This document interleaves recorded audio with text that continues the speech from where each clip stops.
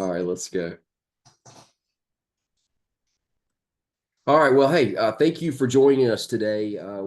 Today we've got the webinar going for the new proposed HIPAA security rule, and I've got Wade Brewer joining us today. So we're real excited about that. Wade is a longtime friend and colleague. I've worked with Wade, starting about 15 years ago. He was a client of ours, and then for one of the hospitals here in Georgia. And we served him for years, and then he went out on his own, did a couple of things, and started a company named VinSearch. Wade, when did you start VinSearch?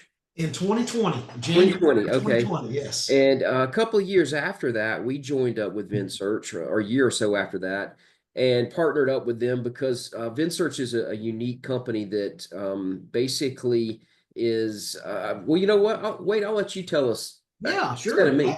Happy to do that. Yeah. So we're essentially a technology advocacy. A lot Mhm. of folks say, what does that mean? Well, it means a lot of things other than the most important is we work for you and we are a resource for you that you do not have to pay for us to go out and help you find the right solutions or bounce ideas off of us, and we'll go help procure the right vendors and look at multiple sources for anything and everything technology, from security all the way to your something as simple as your connectivity and your phone services. So just think of us as an avenue to be a resource for you. Yeah, absolutely. And the one of the reasons why I brought you on the call, Wade, is because I feel like you bring the more technical aspect to things when we're talking about it. And also, to be quite honest with you, as we're staring this new proposed HIPAA security rule in the face, and there's a lot of technology implications from this. What I'm already getting feedback wise out there from our clients is this is huge, and we're not sure how we're going to be able to do this money wise. And one of the things that you've been doing a great job helping us with already on a handful of clients, honestly, not just healthcare, but in auto industry, insurance industry, so multiple industries, is going in and doing that technology assessment that I think you referred to, and really looking and saying, okay, what are you getting? How much are you paying? Are you getting what you're paying for? And are you at the market rate? Because that's an important question to ask, and an important answer to get right now, because it could be that there's some money that could be saved so that those budget dollars could be reallocated to cover some of these things that are staring you in the face to be HIPAA compliant. So 100%. yeah, so Absolutely. Yes. so we're real excited about our partnership with Wade. He's really doing a great job helping our clients, and I think it really complements the risk assessment that we perform for our clients. But like I said, I thought this was a perfect opportunity to kind of bring that technical expertise in as we're talking about the security rule. So we're going to jump right into it. This is the first thing I wanted to talk about was just kind of I put a table of contents. We're going to talk about the triggers, kind of what do I see triggering all of this, the explicit definitions that we're gonna see in this regulation, required versus addressable. I'm sure that you guys have heard addressable is going away based on this proposed rule. They just will all be required. Asset inventory and data flow mapping is a really important aspect. More rigorous security risk assessment. I know you guys are probably thinking it was already rigorous. That's not what they were finding. They were finding that a lot of people weren't either not doing it at all or not doing it correctly, and we're seeing that as well. The risk mitigation plan is critical. We already knew that, but in fact, a lot of these things that we're going through, we already read between the lines years ago, and we're kind of already ahead of the curve. And what they've done in this new regulation or proposed rule is they've come in and they've put it in black and white. They've done away with any questions. And so, in fact, if you actually read the regulation, it's 125 pages. So it's not something that's fun to read, but it is. I hate to use the word entertaining, but if you read it, HHS basically says, "Hey, here's what we experienced out there." And in a negative way. And here's what we're now proposing. So what they like risk assessments, what we experienced out there, that something like 18% of the healthcare organizations, this was a few years ago, were actually doing a risk assessment as it's prescribed. 18%. And it was about the same percentage for the third party vendors as well. And so they kind of lay it out as the, hey, what we found in our audits, and now what are we proposing to correct it, to remedy it. So it's kind of interesting as you read that. Anyway, so we'll continue on here through. We're going to talk about incident response plan. The third party, this is a big one, written verification. Those are some new terms that you didn't see before. In the past, it was more of, hey, just all you need is a business associate agreement, and hey, you give me your word that you're doing what you're supposed to be doing. It's going a good bit further than that now. Authentication multi-factor, that's not uncommon to probably anybody on this call. It is new to the rule. They brought it into the FTC safeguards rule at the end of 23. Specifically spelled that out, and I kind of figured it was coming for the HIPAA security rule, because both of those are originating at a federal level. They're both coming from the Federal Registry. Encryption, and then we'll talk about vulnerability scanning and pen testing. They get pretty granular about that. And then finally, and this is another big one, the security rule compliance audit. So we're going to talk about all of these in detail. So hopefully you guys will stay with us here. This is not the most exciting stuff. And I'm going to go ahead and tell you I don't think there's any pictures in this entire slide deck. And, I'm one of those that I love to have some pictures. But this is just rolling up the sleeves, digging into the code section. Now, just to let you guys know, when this is over, you'll have access to the PowerPoint. You'll also have access to that 125 raw regulation that I mentioned. That's, the new proposed rule that I have annotated. I have gone in and highlighted, underlined, and I've made it clear that those are my annotations. And what you'll see as we go through this, you're going to see references to page 963, page 948, code section this, paragraph this, and you'll be able to walk right back to it. I'm one of those people where I want to be able to walk back to the source, right? Yes. I don't want it to be, oh, I said this. This is where it came from.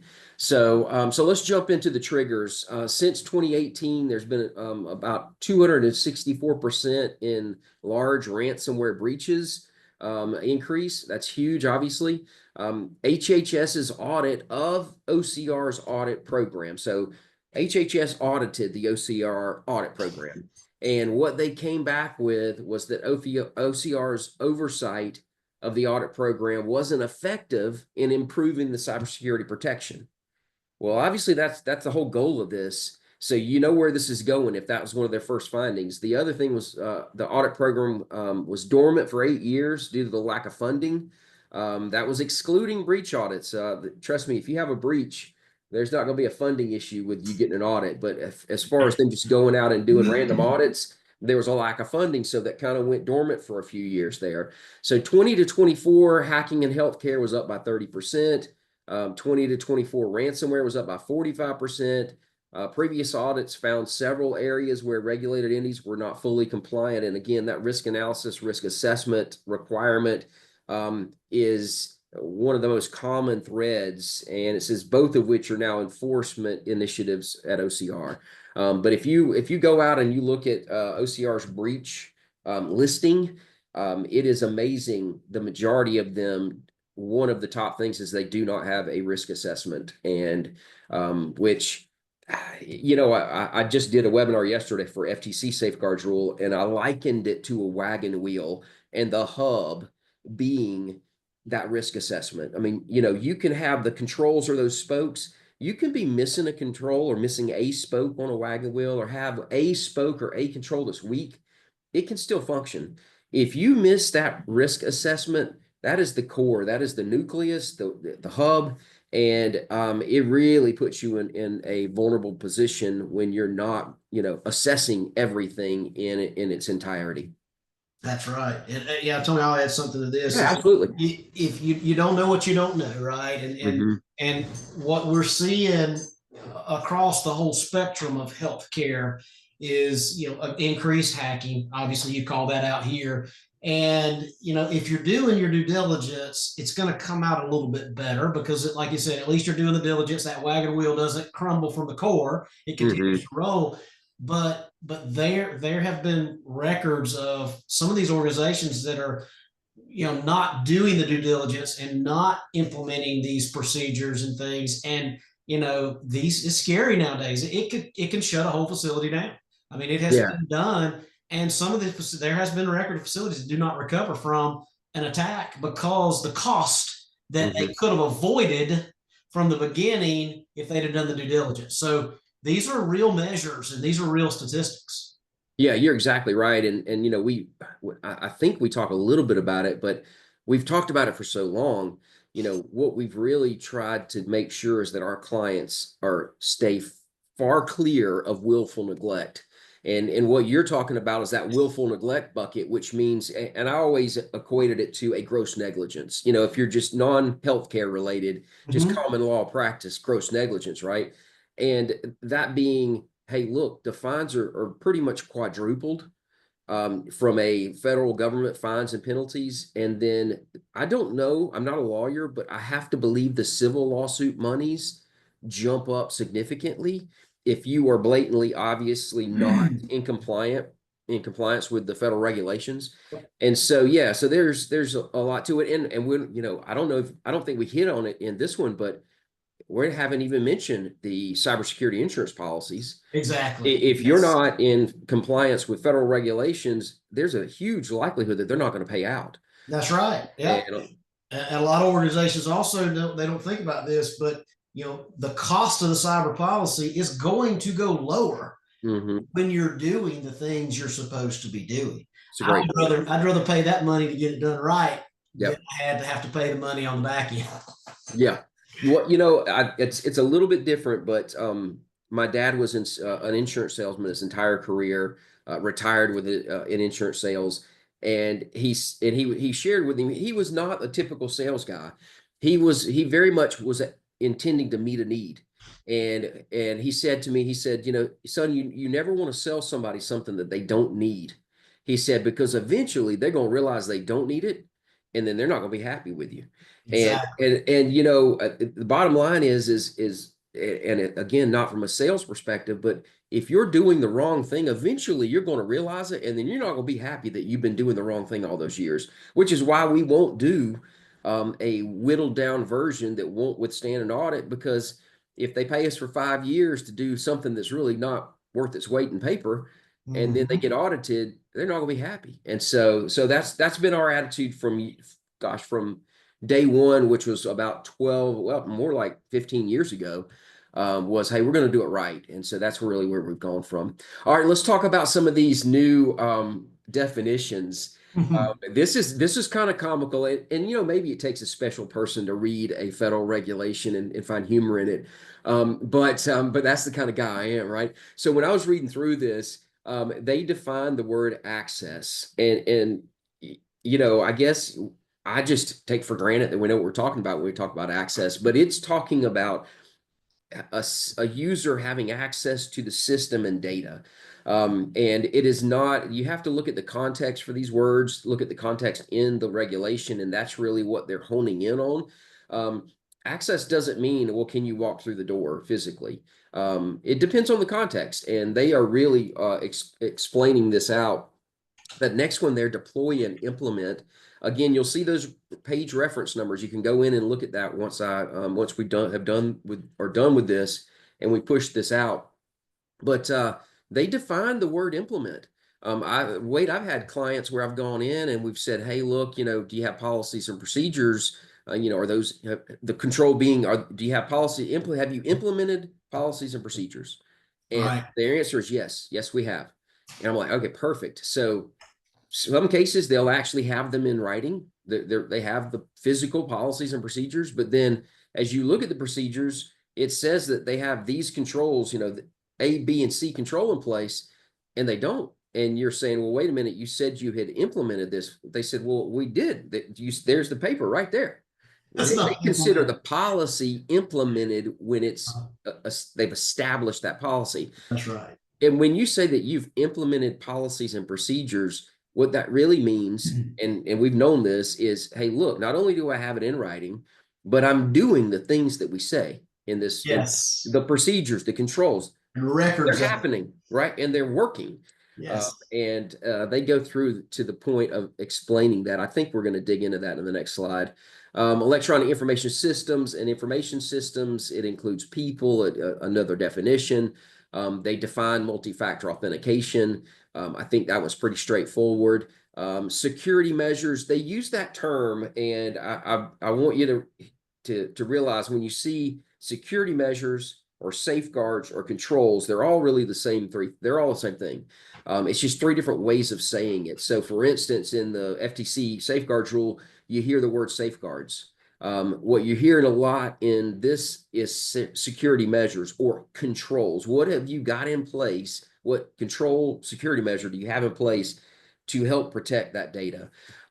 They also really hit down on definition of vulnerabilities. This is another common area that there's just a lot of misconception about vulnerabilities. And I guess for a long time, I just thought that was, if I said vulnerability scanning, everybody knew what I was talking about. And what I started seeing out there, especially in the smaller entities, where they may have a third party provider that is more of a, say, a break fix, somebody Yep. that does a tremendous job of keeping them up and running, right? But may not be as security compliance focused or minded. And when you say vulnerability scanning, they aren't thinking of the true definition of vulnerability scanning. We're going to dig into that. And the code section digs into it, by the way. So all of these things we're talking about, we're going to hit, but the code section gets real explicit about it as well. And then finally, documentation. They use the term in writing 21 times in this 125 pages, and they use the word written 225 times. And there again, I find humor when I look at stuff like that, and I'm going 225 times they use the word written. Do you think they want it in writing? Yeah, I think they do. Yes. So it's something else. All right, so we talked about required addressable. I'm not going to read this whole slide, but the bottom line is they're all going to be required. I honestly, gosh, for most of the 15 years, I think they were all required anyway. It would have been, you would have really had to do some explaining if you were going to say that these were addressable, if you were a hospital of any, even a critical access hospital. I just don't understand. Now, if you were a smaller healthcare, doctor's office, some of those addressables, I think you may have been able to say, hey, look, this doesn't apply to us. But what the bottom line is, it's going to be, they're all required. And this is not just a hospital. This is a healthcare. This is a regulated entity, right? A healthcare organization. And by the way, we're going to get to it. They're talking about the vendors too. They're talking about those third-party IT. If they're housing, transmitting, storing, well, you name it, manipulating electronic protected health information, the same rules are going to apply to them, and you're going to have to get verification in writing. So we're going to jump into that in a little bit here. Now, Wade, you know me very well, and you know that if you're going to get a word in edgewise, you just got to jump in. So Oh, don't yes. hesitate. So just jump right on top of me as we're going through this, so that if there's something you want to add, because I know you've got a lot to say as well. I typically make these a little longer than I should, and then I'm, trying real hard to get it all in. That and I add some little stories in the mix occasionally. The asset inventory and the data flow mapping. This is a really big one, and they bring this in. I'm not going to read that big paragraph, but bottom line is there is an extreme importance to a complete asset inventory that's up to date. Because like Wade, you and I've talked, if you don't know what you've got, how in the world can you protect it, right? That's right. And so Absolutely. you gotta know what you got in your world, so that you can figure out, okay, now what am I going to do to make sure it's all secure? And that data flow mapping goes hand in hand there. That's another thing that we're seeing some shortcomings on in our assessments lately. As we've pushed out NIST cybersecurity framework for all of our clients, and that data flow mapping is people are falling a bit short right now. That's really important. Because knowing where's the data moving, where's it going, where's it being stored at that's not inside my walls, that's important, because how can I protect that data that that may be outside my walls and make sure that it's protected. And a very common misconception is my data is it's in Microsoft, it's secure. My data is in a third party application. That third party server lives 5,000 miles away. It's not living in your data center. It's not living in your environment. And it's like, but they take care of that. Well, do you know that? Do you have, obviously I know we talk about SOC reports, we talk about all these different things to get from these vendors, but you got to know, like you said, where's that data flow going? Mm-hmm. Where does it reside? Where does it live? Who has access to that? What vendor has access to that? Because if something happens to them, yes, you should have SLAs, you should have BAAs with those vendors and things like that. But you can't control when they get breached. You Yep. can't control your own breach, let alone Right. somebody else's. So you just got to make sure you can show where it does, how that flows. Right. And I think that the core, in summary, is you can't just take a blatant blanket statement and go, oh, well, they got a SOC report. That's Oh, right. they're a big company. You've got to engage, and as a healthcare entity, you got to look at it. You and I talked about this. My daughter telling me about the little reel where it was, it was a little spoof. This couple was at the hotel, and the husband, said, "Where'd you get that?" She said, "Oh, I got it over there at the gift shop, but don't worry about it. I put it on the room." And then it's like a big joke. Like every time that something comes up, she said, "Oh, I just put it on the room." And he's like, "What about this? Yes. What? Just put it on the room." Like as if that was the answer to everything. Like you didn't have to Yes. pay for it, right? But it was kind of that blanket statement, as not an engaging way. Right. It made me think about this. All right, so we talked about asset inventory. We talked about data flow. We'll jump into the security risk assessment.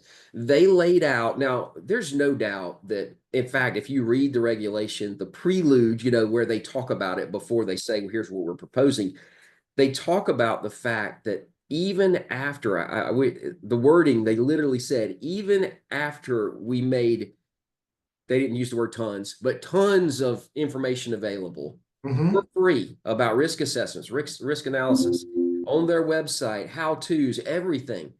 They were still at the 18% we talked about. And so what they're doing now in this regulation is they're starting to drill down into, okay, here is the formula, here's the recipe. And so what I want you to see is review technology asset inventory. Notice that's italicized because that's one of the things we just covered, right? Identify all threats. And then if you notice, identify potential vulnerabilities. So they're using some of these terms that people have been misusing. But before we got to these pages, page 941, they defined them. So now when they say potential vulnerabilities, they're talking about the true definition of a vulnerability, meaning it's got a CVE attached to it, a common vulnerability, a vulnerability exposure. We're going to cover that in a little bit. Next one there, number 4 bullet, create assessment of security measures. Ah, wait a minute now. So we're talking about getting down into the deep, right? Yes. I've seen a lot of risk assessment, risk analysis that all they were, a 1-2 page spreadsheet that said high, medium, low risk. And it was very high level, very, pervasive type things. Or, what if we had a flood? What if we had a hurricane? And other things as well, not just environmental kind of Sure. risks, but at that extreme high level. And wait a minute, what we're seeing here is they are explicitly saying we're talking about getting down to the security measures level, which is where we've been all along. I just didn't believe you could just at a high level talk about risks without digging into the deep. And notice they're calling out NIST cybersecurity framework as their go-to. I don't have it on this slide, but I think they call out cybersecurity framework specifically, I believe 25 times. And they call out NIST like 130 times. Wow. Which is unreal. But and that's one of the things you and I've talked about, Wade, is that in our support of our clients, when they've come under federal audit, we had a breach audit that was a big one here in Georgia, and we supported them. By the way, that breach audit lasted 3 years. It was a while. Yeah, it takes some time. It'll eat up some calendar, but we support that at no additional charge, unlimited support. I mean, that's how confident we are in our approach. But let me just tell you, they speak the language of NIST. So when they come in, you can use whatever framework you want to use, is what they've always said. But they're talking the categories of NIST, and specifically 853, which is the mothership, right? It is the big security maturity assessment. Well, the cybersecurity was a baby of that came out from the mothership. And so now they're basically calling out that cybersecurity framework. But anyway, it calls that out. And then we move into that likelihood impact, that analysis part where you're saying, okay, what's the likelihood? What's the impact? High, medium, low, that level, that kind of thing. And then we finish up with these last two. We talk about the risk level of each threat, i.e., a risk rating, and then the risk posed by business associates. So you're basically also moving into, hey, wait a minute. Am I looking at the business associate and saying, what's my risk level there? So when we Yes. talk about that verification that we're, the third party of written verification, what they're also wanting you to do is look at that third party and go, okay, what's my risk here, right? Um, does this third party transmit data, house data? Wait a minute. If they do all those things and they're housing a lot of data, well, the risk is high, which means there should be more controls around it, right? And there should be Yep. more scrutiny around it. So that's an important aspect here. Just continuing on the risk assessment.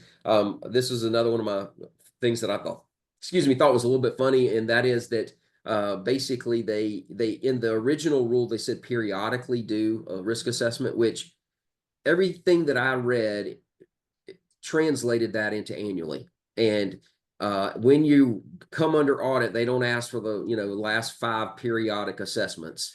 They want the last 5 years. And just so you know, if you don't have year 3, they want to know why. So it's not just a random term. But I think, and again, in my opinion, I think the majority of the things that you're seeing that they have truly made very explicit in black and white, I think may have stemmed from them having to spend legal hours arguing. I think they won the argument, like periodic. I think they spent some hours, lawyer fees, arguing periodic. Now they won. They won't be spending any more lawyer hours arguing periodic, because guess what they did? They said at least every 12 months. Okay, well, that does away with arguing what periodic means. And you see a lot of that. You see a lot of that where it's like, I'm doing away with any questions about what my intent is in this regulation. And then it says test its written workforce policies and procedures at least every 12 months. So that testing of those policies and procedures is basically testing those security controls. Those controls or security measures, which there again, for our client base, we're already doing that, right? We've been doing that for 15 years. But it's saying, hey, it's not just that high level. You got to look at in the weeds, you got to look at those controls. Are they in place? Are they working like they should be? And you got to do that every year. So again, just in black and white, a lot of the things that we already knew, but I don't think everybody out there is had that as their driving force. And I think this is, or it, there's no doubt, because based on their results from their audits, that's not what they were finding. Right. And then the final thing here was the SRA is a marriage, in my opinion, between the risks and the measures. And I think you've already heard me say that, right? And the bottom line is it's not these two separate things. It needs to truly be a marriage where it comes together. And here's the NIST 160 times. I was a little bit off on that, and 23 times on the cybersecurity framework. You can't just do one part of it. You can't, and no doubt, you can't just test the controls and then ignore hey, what's the impact and the likelihood? Exactly. They want all of that. It's not one without the other. What many entities present as a security risk assessment is shocking. I will tell you that I've seen network reports that basically it used the word assessment and it used the word security. But it wasn't a security risk assessment by any stretch. There was no framework basis. It did not follow any of the guidelines. It was just a network report that said, hey, you got 25 machines on your network, and they'll have some pretty graphs in there, and it'll show that, here's your 75% of your hard drive capacity, this, that, and the other. That's not a security risk assessment. I'll go a step further. It came out, I believe, last year that the government worked a deal with Microsoft to do these cyber risk assessments, and that they would do them at a discounted rate. Now, I am not throwing shade on Microsoft or their partners or that assessment, because it's valuable, but it is not a security risk assessment. It was never meant to replace the security risk assessment. If you look at one of those, it certainly gives you some good feedback, and it points out some areas, but it's not the same thing. And I think some people have looked at that as, well, maybe this is my free or very, very, very cheap risk assessment, and it's not. No, it is not. All right, here's just an example from the risk assessment standpoint. This is from us when we go through what one of our highlighted reports looks like. Our board report has a very high level scoring, and then you would have 1 to 100 scoring on each of these categories. That 1 to 100 is not in the regulation. You don't have to score it that way. That's just what we choose to do. I think everybody, grew up getting a grade on a paper in school, right? I mean, it was 100 was the ultimate. And, somewhere in between there's where I fell, not 100 very often, but, that's where I fell. And so to me, a 1 to 100 scale gives you a much better idea of where you really are. Like, okay, how close are we? This is from a very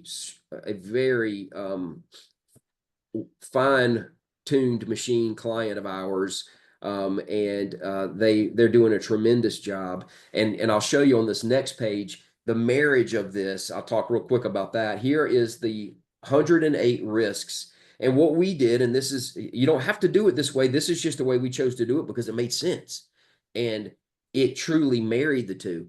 What we did is we went the backwards way, and we said, okay, if we're going to take 108 controls in that cybersecurity framework and we're going to measure a client on it, well, there ought to be a risk related to that. Otherwise, we shouldn't even be talking about it. And so we created 108 risks as a baseline, gave them an impact score and a likelihood score. In other words, if the client's doing absolutely nothing, this is what that inherent risk rating is for that risk. And then as we go through the details of testing those controls for those 108, then we're applying and saying, hey, look, you're doing a really good job, and you scored 100 on this control number 1. That's going to reduce your risk so that you end up with a residual risk that's lower. And then ultimately what you're really trying to get to is this would feed into a risk mitigation plan that would then say, okay, what's my highest priorities? And that being, what are my highest residual risks? So I've done a lot of good stuff in some of these areas. That's lowered my risk. Where are the areas where I've still got a really high risk? I need to do more, right? That's what they're really wanting you to get to. And in my mind, that's what that marriage should really look like, is those two working together as one, really. All right, the risk mitigation plan, perfect jump into that. Establish and implement a written risk mitigation plan is how it reads. Review it at least every 12 months. Determine risk ratings and risk tolerances. Implement the security measures to address the risks. Basically, what it's saying is what we tell our clients, what we were already telling our clients, and that is, when you get that risk mitigation plan that we're delivering, now when we deliver it to our clients, we call it the risk mitigation plan. But until they go in and fill in about a half dozen columns with who's assigned to it, what's the plan of action, what's the estimated date of completion, it's not a plan, right? We've teed it up, but we've got to have the client has got to, whoops, sorry about that, has got to take that next step and put that information in there. Sorry, I can't talk. And yeah, there we go. Sorry. All right, risk mitigation plan. Yes. So they've got to go in there and put that information in there. Else it's not a risk mitigation plan. But the bottom line is hey, what you're looking for is you've got to establish it. You've got to go in there and review it which we're producing that annually so that you're meeting that. Determine the risk ratings and the tolerances. Where do the tolerances come in? As we tell our clients, there's going to be things on here that you go, you know what? I know that's still a high or a moderate risk, but we can't do anything for that right now because of this, or that kind of thing. That's right. Did you have something on that one? The only thing I will caution anyone on when it comes to determining the risk, Mm-hmm. you don't really get to determine all of your own risks. Right. You've got to still follow those guidelines. You can't just say, well, we're going to tolerate that this is a risk for us. If it's a mandate, you better be doing it. Yeah, no, I completely agree. And it's got to be reasonable, right? Yes. And Yes. I know that you can't reasonable is a little bit hard to define, but it's kind of, let's be real, right? You can't, and well, it's funny that we're talking about this because and I can't quote you the page, but in the regulation, I believe it's in the section that is talking about having a software that does not meet the regulations. So let's say that you're utilizing a software and they are not HIPAA compliant because of limitations in that software. So for instance, let's say that it does not allow you to have MFA. It's not got encryption as an option. It talks about there being exemptions, but the exemptions, wait, they're only for long enough for you to figure out how you either getting off of it That's or they're it. going to fix it, right? So Yes. it's and they even, back to your point, they come back to what would be reasonable would be that, hey, it takes you 30 to a month to 6 months to get migrate off of that. What wouldn't be reasonable is that you don't do anything, and over the next 12 to 24 months, you've done nothing. That's not reasonable. And so they kind of dig into that a little bit. That's right. Well, and there's a difference between your risk appetite and your risk tolerance. Mm-hmm. That's kind of what you got to look at. A lot of folks don't understand. It's yes, your organization's got to determine, well, what is our appetite of measuring what we know and say we're gonna wait on this or we're not going to implement this. But it's a balance between that patient data protection and any kind of operational continuity or even compliance, which is extremely important.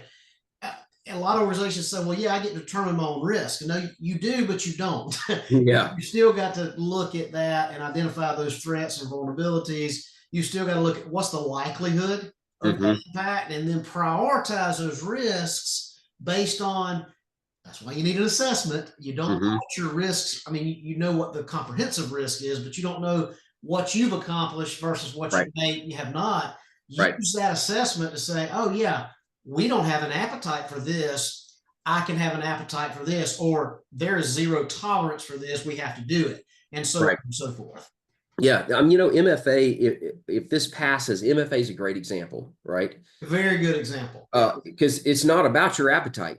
It's about that being a regulation, and so there's no really you got to do it. tolerance. You got to do it. I mean, you just got to do it. So, and we're going to get to it in a second, because one of those things was talking about having a compliance audit or a compliance assessment, and that's different because what I want everybody to remember the risk assessment is just one thing in the security rule, right? So what they've added on to this is that in addition to you needing to do the risk assessment correctly, right, you've got to do an assessment or an audit of your compliance with the entire risk security rule. Yes. And we're going to talk about how the cybersecurity framework maps over to the security rule. So you're kind of killing two birds with one stone there. So if you're doing well, we're actually gearing up to be able to dual report for our clients. So we do the assessment, and then we can map it over to the security rule to give them a score that is strictly based on the security rule. Because there are some sections of the cybersecurity framework that are not covered in the security rule. So that's an important thing to keep in mind. And we're going to have to kind of think through, as this law does come to fruition, we're going to have to think through, well, how do we handle the encryption, the MFA, when it dual reports over? because they may have scored on a normal control, what I would consider passing, right? Yep. Yeah, okay, it's effective. Now, do they have some things they need to work on? Sure. Absolutely. But on some of those absolutes, I can't really just say, well, you're doing a pretty good job. You're not really there yet, but it's a passing score. Well, it's either all or nothing on those is really the way it's written. All right, security incident response plan. This is one that's kind of interesting. It's a written, number one, written. They're really serious about it being in writing. Written security incident response plan and procedures. Keep in mind the procedures is key, right? Um, Sometimes people, the word plan ought to be enough, right? But Yes. a plan is by nature is detailed, right? If I've come up with a plan, it is okay. Here are the detailed steps of okay, what am I going to do? Procedures, in my opinion, takes it one step further. I mean, you're really getting down into the granular level of this. Well, if that wasn't enough, they referenced the cybersecurity performance goals (CPGs) and testing the revision plan. And if you look at that fourth bullet, alignment with the CPG for basic incident planning and preparedness, they're talking about they call out one that was from FEMA. And now I want you to realize if you look at that, if you looked it up, I think it's 67 pages. There's a lot to it. And there's a lot to it that wouldn't apply, right? Right. But I believe where they are going with this is they want you to start big and whittle it down. And I believe the reason for that is if you start big, you go, oh, I didn't think about that. You Yep. begin to it sparks your thoughts. Like for instance, when I looked at that FEMA one, I was just flipping through it and looking at and it was kind of jogging my thoughts, right? And one of them, there was a page on there that said, what's your plan for the kids, for the children in your organization? And I'm sitting here thinking, wow, I never really thought about. Now, I get that's not a security type situation, from a data security, cybersecurity, but the point still remains. It's trying to get you to think of all the aspects and whittle that down, as opposed to, well, we're going to write this, one pager or one paragrapher of an incident response plan. And I mean, it's nowhere near what they're looking for. So I put that in here so you guys can take a look at that. They go on to talk about maintaining documentation of investigations of suspected or known. This is a big deal, right? Yes, it And is. this is something that ought to be happening, but they're having to Yes. spell that out. So, gosh, I know that there was a situation internally here where there was a potential incident, and man, I dropped everything. We were investigating that, right? Yep. And the good news is it wasn't an incident, right? There was no problem. There was a logical reason why the flags had been sent up, if you will.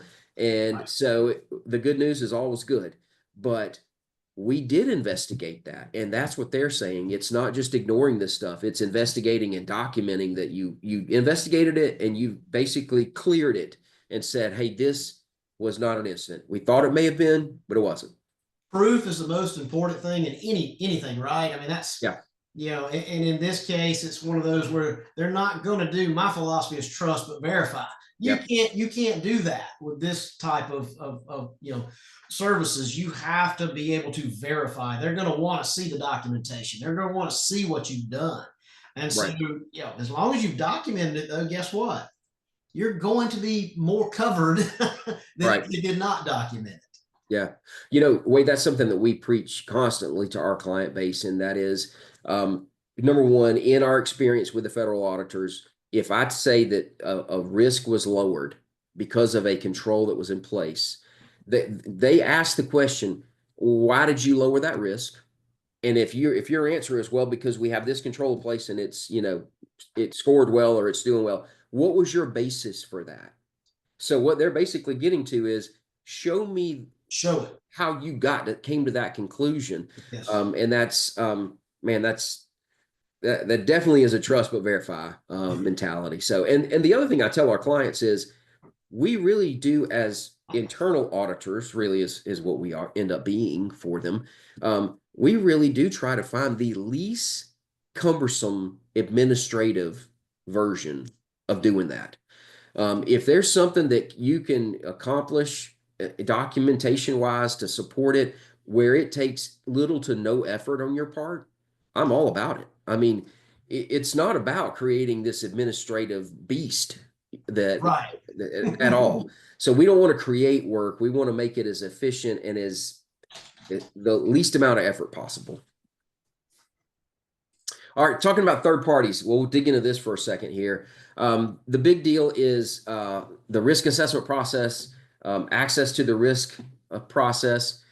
It's critical that as you will decide which BAs pose a risk. So we talked about this earlier, and that is taking these BAs through a risk assessment process to say, okay, which ones are our higher level risks, right? And which ones do we need to really drill into? And we've been saying that for a long time because it was already there, kind of between the lines that this needed to happen. But now it's not between the lines anymore. Now it's black and white, right? But our stance was always, hey, look at your client base. I'm not saying that you need to go out and audit all of your vendors. I mean, some of your vendors are extremely low risk. They don't even house in, they don't even deal with EPHI. So they're going to fall off into the negligible risk rating. But if you're talking about somebody that's doing, your billing, or somebody that's doing your collections, or, you name it, right? That's Right. got sensitive data, well, they're going to be up in the top of the risk rating, and they're going to be ones that you need to say, hey, look, they bubble up to the top, and we definitely need to make sure we have that written verification there. Right. It says this will form a basis for the BAs you require written verification from. And this one, it says in the written verification, create an assessment of risks to the EPHI poses. That written verification would be obtained from the prospective and the current business associates. They're so intent on this written verification and this process as a whole. They actually put a blurb in there that said, we don't want you to spend your time rewriting the business associate agreement. Now, they weren't saying just ignore it and let it fall by the wayside, but Right. they wanted their priority to be on this. And again, I don't have the page section for that, but it was in this grouping about third party. So they really want this to happen. There are some ways to go about this. I think I thought, yeah, it comes in right after this slide. I brought in just an example of what we're about to roll out. That it's just one example of how you can go about it. This written verification, it says comply with the security rule. First of all, they have to comply with the security rule, right? So the other thing is that it may not be that a SOC report is sufficient. You got to look at those. Yes. I've seen a lot of different SOC reports. I've also seen some SOC reports that had a section on the HIPAA security rule. Yes. So you got to look at these reports. And by the way, if it doesn't have it in there, you can call them up. Now, I'm not suggesting you call Microsoft up, right? They're probably going to be okay with what they provide for you. But if you've got a smaller IT third party and it's not in the SOC report, you need to ask the questions. And as I was telling one of our auditors the other day, I said, if enough people ask the questions, mysteriously, it will be answered in the next SOC report. Yes, it will. Because we were looking at one and we were trying to gain confidence and documentation that the third party software was performing the backups for this client. And of course, the client said, oh, well, yeah, that's the whole reason we have it in the cloud. But nowhere in the SOC report number one, did it talk about backups? And it didn't even have it in the user entity control section, meaning, hey, this is the job of my client. So you got to follow up on those, and that's what this is happening here. Verify that they've deployed these technical safeguards, and again, every 12 months. I'm not going to read that whole paragraph there, but it gets very granular. So this picture that you're looking at here is just a graphical of example of what we're rolling out.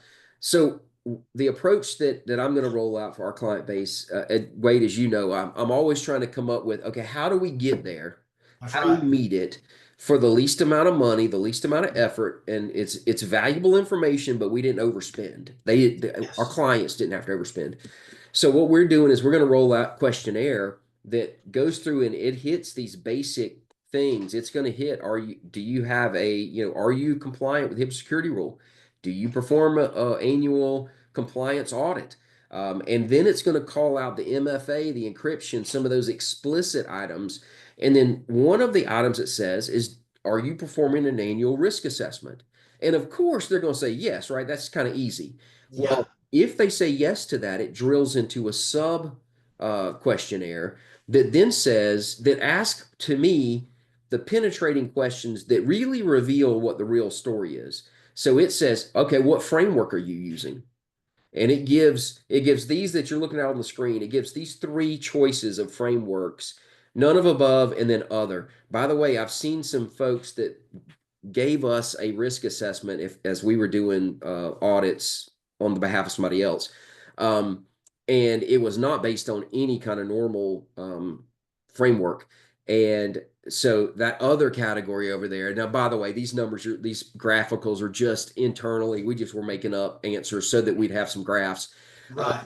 But if what I'm intending to do is be able to get it where we can get this questionnaire out to that a fairly large list of vendors for a client, and then our client can then gather what's been gathered and go, okay, they're using the cybersecurity framework. I've got it in writing. They've given me, some kind of documentation. It could just be a statement of work. Nobody's gonna give you their risk assessment, right? But what it would tell them is they could look at this 37%, and if there was some in the none, and they could go, you know what, we probably need to dig a little deeper on those. We need to ask some follow-up questions.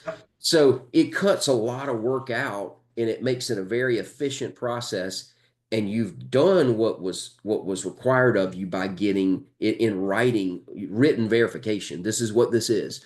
And so, for instance, this is just another follow-up question of, do you have an ongoing risk mitigation plan that stems from the annual risk assessment? Because there again, if you do a risk assessment, and you don't do anything about it, I mean, not doing you much good. That's And true. if you've ever been in a federal audit, they don't just ask for that assessment; they ask for the risk mitigation plan. So it's definitely something that's critically important. But these were just a couple of slides of, like I said, that service line that we're rolling out to our client base, and hopefully that will help those that don't have an answer there. We talk about encryption of all EPHI at rest and in transit. This is again those I made a comment about this earlier. The exceptions. Well, if you look at the exceptions, asset doesn't support individual request for EPHI, meaning like somebody actually just asked for it. I didn't put enough detail in here. You're welcome to look at that in detail in the regulation. Emergencies narrowly apply. This isn't talking about somebody came in the emergency room. This is talking about like a natural disaster. I think you and I talked about this before when I believe it was Helene Yes. hurricane hit South Georgia, and Wade, you were, heavily impacted down in Valdosta. My parents were in Vidalia, and I mean, it was just a Yep. war zone. It really was. And I remember going down to try to help my parents, and it was a little breathtaking, to be honest with you, to look to see they live out in the country and their yard just destroyed with trees. Just, I mean, you can't even describe it. So I got there, and because they live in the country, if their power is out, they have no water because they have a well, right? A pump for the well. And when I say their power was out, Wade, I'm sure you saw it. I mean, we're talking about power lines for We dealt with 50 it. Yes. miles being Yes. destroyed. Yes. We're talking, this is not going to be an overnight fix. This is going to Right. be weeks and months. And so I remember getting a generator, and we were going to patch that into their panel, their breaker panel. And a friend of mine was an electrician, and he got clearance from Georgia Power to push a wire through the hole in the wall that was Georgia Power's, Right. so that we could patch that wire into the panel. And because it was an emergency situation, Georgia Power basically gave him clearance to do that. Right. To me, that's a great example of what we're talking about. We're talking about a natural disaster emergency situation. We're just trying to get get people to have water, right? Absolutely. That kind of thing. So when you see that emergency there, don't fall off and start trying to throw everything into it. And the same thing with asset doesn't support. Mm-hmm. You can't let that become well, this, what does that mean, right? I mean, Yep. you really got to drill down that, like, some files or data, may not directly be encrypted because they could be part of a larger structure, or, that already maybe handles that encryption or something of that nature. But what you got to look at is, like, if you're uploading like a large image, patient file, something of that nature, and it's part of a larger, broader file structure, Mm-hmm. that system automatically is going to encrypt that. Or Right. it's going to be stored on a server, or somewhere of that nature. So you're not going to like encrypt that same image, or you're not going to encrypt that same document, because it might be encrypted overall in that Right. file structure. But I've seen this. I've actually seen Mm-hmm. this. Well, what does that mean? Asset doesn't support, the encryption of that. That doesn't necessarily mean that you don't have to show that that's encrypted. It means that you've got to. It's part of a greater or a larger, method or something of that nature. So people get very gray on that. Now it could also be that, maybe there's certain things that doesn't support the encryption of that device or of Mm-hmm. that information. Just got to be very careful of grayness on some of Yeah. these types of questions. Agreed. Well, and those are great points. And under all of these exceptions, they weren't meant to be like an end all. So, Right. for instance, emergency is a temporary situation, right? Exactly. Asset does not support was meant. All of these were meant to be temporary situations as an exception. So it means, okay, if the asset doesn't support it and what you just described isn't happening, then what is our answer? Because continuing down this path long term is not the answer. Yes. And so that's the other thing to realize. It doesn't mean that you have, just a free pass on this because, Yeah. well, the software doesn't support it. It's not an exception for encryption. I mean, Yeah, that's yeah, exactly. that's the best way to Exactly put right. it. But like I told one of our clients, I said, if you're working with a software vendor in healthcare and that is the lion's share of their business, if they don't have it, they will, because this is what they do. And And what's that saying? I've heard it many, many times. Ignorance is not of yeah. the law, or so you can't claim, well, I didn't know. Oh, I didn't know. Yeah, you're right about that. So, um, let's see, all technology assets in its relevant electronic information systems. This is authentication MFA. I apologize. Part of my little webinar thing covers up some of the stuff on the header. There again, if you look at these exceptions, they're very similar to the exceptions from encryption. So it's that same kind of line of exceptions. Software does not accommodate, right? But there again, you have to come up with a reasonable plan and start working the plan. Yep. And that was what I alluded to earlier. You can't just ignore it for the next 12 months and you did nothing about it. That's not reasonable. And they define that. So even though sometimes we might think reasonable is kind of loose, well, they kind of pinned it down. So, all right. So talking about vulnerability management, let's jump on this for a second. They talk about subscribing to alert services like CISA alerts, HHS alerts. And these are ones that are alerting you that there are new CVEs out there, new vulnerabilities. CVEs is important because of the fact that that is that common vulnerability exploitation. And those CVEs are in a database. And CISA.org, Cyber Information Security Agency, I believe I got that right. I'm not great with my acronyms, but they're keeping this database that all of the big players in vulnerability scanning are coming to. So when any of the big players recognize, wait a minute, we've got a weakness in existing hardware or software, they create that CVE, that vulnerability, and it goes to the database and it's distributed. And then the goal is that everybody's looking to see, okay, do our clients have that vulnerability? And if they do, we need to close that up, right? We need to fix that. We need to patch that. Some of those, again, are not just software updates. Some of those are glitches in the hardware and the software that need to be, need to be fixed. Or they are where hackers have found a way in and it may not have existed before. So again, the term vulnerability scanning, that's what we're talking about. Now, am I vulnerable to have a wreck when I drive to Publix? Yes, there's a vulnerability there for me. Okay, that is not what they're talking about. And I know that was being facetious, right? Nowhere near the same thing. But there's a very clear definition of what they're describing here. So if you're not running vulnerability scans that are CVE based, Yep. it's not a vulnerability scan. It's something else. Now, I'm not saying it's not valuable and it's not helpful, but it is not what's being prescribed here. And then the pen testing, I don't think anybody would argue what pen testing is. That one is fairly straightforward.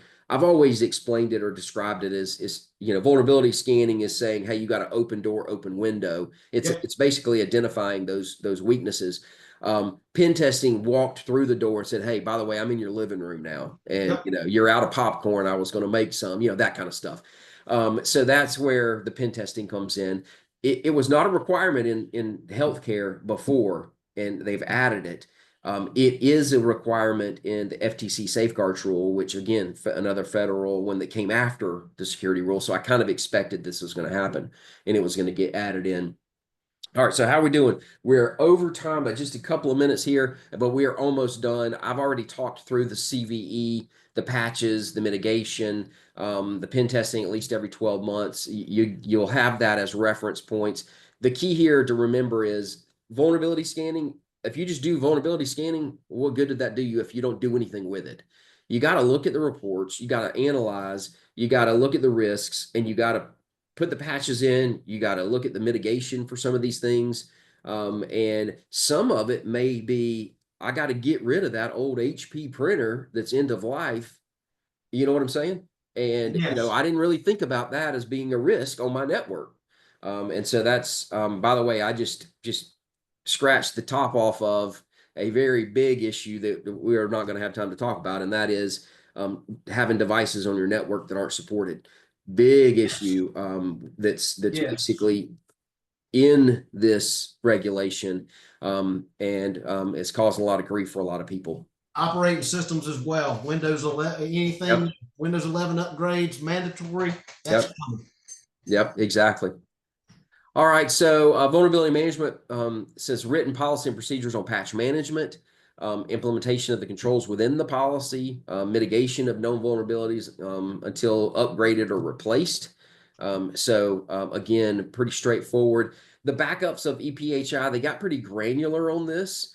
For new implementation specifications, we're talking about copies no more than 48 hours older. I have holder, but older than main. Real-time monitor, alerts, backup failures, errors. It gets really granular. And I look at this and I'm kind of laughing inside because these are some of the things that I'm asking for when we're doing assessments, and the clients are going, well, no, I mean, we don't monitor the backups, we don't do this and we don't do that. And um, no, you've got to. You can't be asleep at the wheel on any of this stuff. You've really got to be engaged on it. Record success, failure, and errors of backups. Hmm. And again, like the record success, failure, and errors of backups, does that mean that you've got to go in on a daily basis and write up a report and document? In all likelihood, your system is doing this. It's a matter of retaining that and somebody looking at it, right? So the fact that you could run a report that shows successes, that's not going to get you the control. A report coming to an inbox and you looking at that report and going, up, everything went well. I don't have any failures. We're good to go. That is a control working and in place. Yep. So some of this could be easy to be able to meet the requirement with not a tremendous amount of effort. All right, so we're moving on here. Security rule compliance. This is the last item, and I know we're a few minutes over, but this is a security rule compliance audit / assessment. It says implement and maintain all safeguards, implement and maintain policies and procedures, review the testing of both regular, document what you have implemented to comply with the HIPAA security rule. I mean, it gets, I don't know how much more granular you can get than that. So, like I said, for us, because we were already there, and we had cut over to the cybersecurity framework.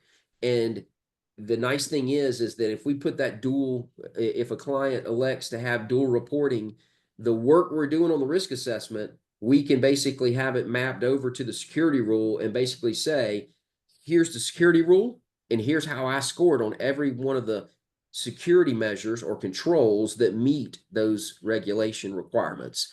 But it's now saying, hey, that's something that's got to be done. Whereas before, if a client was improving, that was the key. It's like, okay, you know, you didn't do well, but you're making progress. You're improving on these mandates.